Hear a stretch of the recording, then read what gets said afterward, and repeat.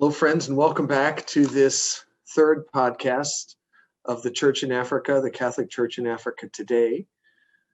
Looking at the present day reality of the Catholic Church today has been the theme of these first three podcasts. The first one looked at the demographics and the growth of the Catholic Church in Africa.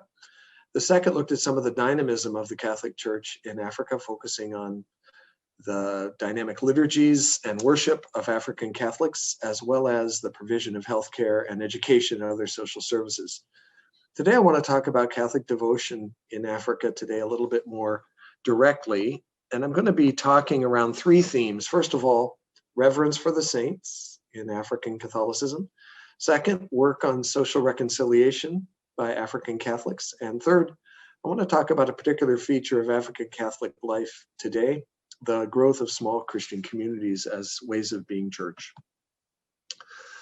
It's well known, perhaps, since it's a feast in the church, that the Uganda Martyrs were these remarkable Christian witnesses, Catholic as well as Anglican, who died in the mid-1880s due to their faith at the hands of the then rulers of the Buganda Kingdom in what is today Uganda.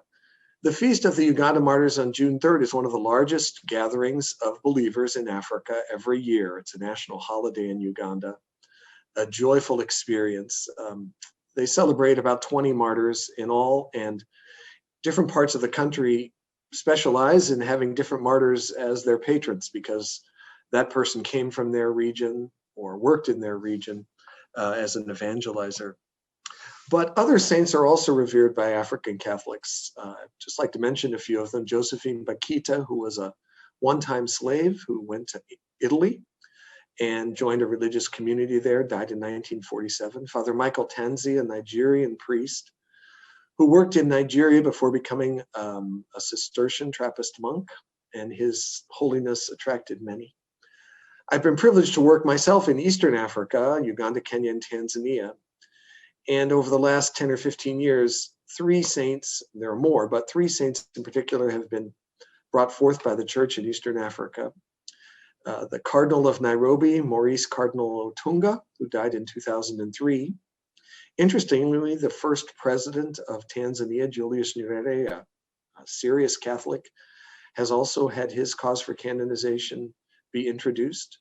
And finally, in Uganda, Father Vincent Macaulay, a Holy Cross priest, worked there, helping to found the church in the Diocese of Fort Portal, where he was the first bishop.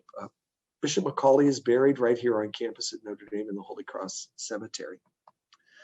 I'd now like to turn to another aspect of Catholic devotion in Africa, and that is the intense work at political leadership and especially social reconciliation carried on by the church. In the past, recent past, as well as today, it is well known that the Christian churches in Rwanda were implicated at times in the genocide there, as well as political repression before and some ways since. It's less well known the way the Catholic Church has initiated several different initiatives for social reconciliation in Rwanda. These take a variety of forms, but some of them are linked to shrines where the Blessed Virgin Mary is alleged to have appeared, or other places of public prayer where African Catholics can advance social reconciliation processes, either internally or with estranged one-time neighbors, so that one-time enemies and even killers of your loved ones can be reconciled to you. It's pretty remarkable, the processes that are being undertaken in Rwanda. It's also well known in northern Uganda that there was political strife that involved the seizure of young people and their enslavement, their involvement in crimes against humanity, in a rebellion in that part of the continent. But it's perhaps less well known the role of the Catholic Church and other Christians, as well as Muslims, in social reconciliation there. Happily, northern Uganda is today at peace, largely due to the efforts of these kinds of actors, often Catholic leaders like various bishops, priests, sisters. The same thing is true in southern Sudan, which is ongoing social conflict, but there the Catholic Church has been instrumental in social reconciliation among warring groups. That's one of the newest countries on earth, having become independent only in the last decade. And sadly, conflict is ongoing there, but the Catholic Church has been instrumental in advancing peace. The Central African Republic is another place where there's been political unrest, and sometimes it's taken social form with Muslims and Christians fighting each other. One cardinal there, the cardinal of the capital Bangui, Dieudonné Palanga, has been instrumental in working with Muslim and Protestant leaders to advance social reconciliation. There's a whole lot more one could say about this, and some of the resources provided will allow you to dig more deeply into it. Finally, I'd like to talk about small Christian communities as a way of being church in Africa today. It's been a long-standing practice in lots of Christian bodies around the world that Catholic associations are important, smaller groups of believers who get together, connected to parishes, but also sometimes outside the parish structure. And that's true in the United States for sure. And such Catholic associations have long been active in Africa. Catholic Action, the Legion of Mary, Young Christian Students, Young Christian Workers.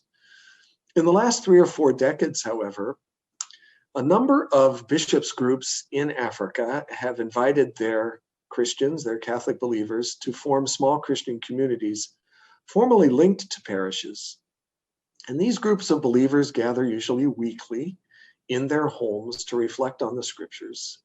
There are certainly groups of fervent prayer, and our parish in Dandora, Nairobi, which I discussed in the last podcast, has perhaps 100 such small Christian communities throughout that neighborhood.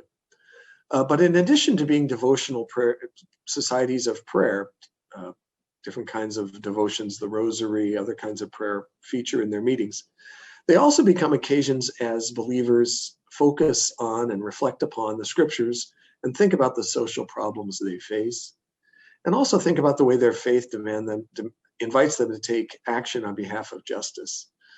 In Dandora, which I talked about last time, for instance, the small Christian communities have acted to cooperate better to resist crimes in their neighborhoods, because armed robberies are not unknown there. Also, the addressing issues linked to waste disposal, not far from Dandora, right on its edge. A lot of the city's garbage gets dumped, which has been an occasion for all sorts of injustices, as sometimes noxious things get dumped there. And finally, also to talk about the actions of police. Sadly, like in many places in the world, police brutality is known, and some of the small Christian communities have sought to organize to resist that, to call out police who act brutally, sometimes in corrupt ways in local settings like in Dandora. So these are just some of the ways these small Christian communities have been able to respond to some of the social issues facing the African Catholic Church. In the next set of 3 podcasts, we're going to be looking at the history of the African Church. African Christians have long been operative on the continent, and we'll be looking at the ways some of those historical processes led to the present these first 3 podcasts have dealt with. Thank you very much.